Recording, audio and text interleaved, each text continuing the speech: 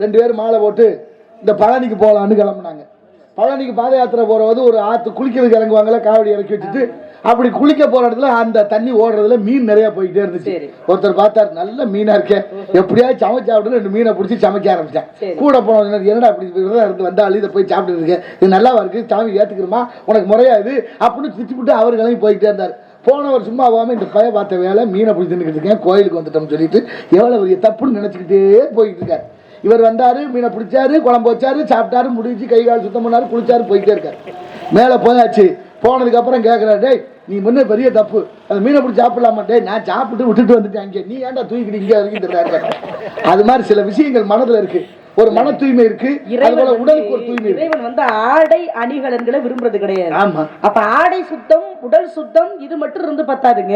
உள்ளம் என்பது முதல்ல சுத்தமா இருக்கணும். பாருங்க, மாலை போட்டிருப்பாங்க, மாலை போட்டிருந்தாலும் அவங்க பாக்குற தொழில் ஒண்ணு மீன் விற்கிறது, இல்ல கறி நறுக்கிறது, இந்த மாதிரி தொழிலா இருக்கு. ஆனா அவங்களுடைய மனம் என்பது சுத்தமாக இறைவன் எப்படி வேணாலும் ஏற்றுவாரு அவங்களை. அதுதான் மனசு சுத்தமா இருக்கணும். அது அக தூய்மை, புற தூய்மைன்னு இருக்கு.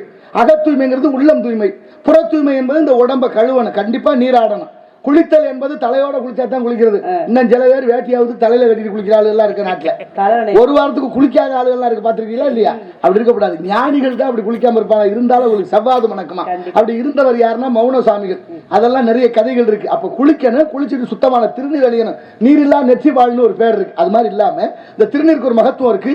ஆலயம் தொழுவது சாலவன்ங்கிற மாதிரி பக்தி மனதோடு நல்ல சுத்தமா இருக்கணும். மனசை அழுக்கா வச்சுக்கிட்டு இறைவனை வழிபட்டால் அது பலிதமாகாது.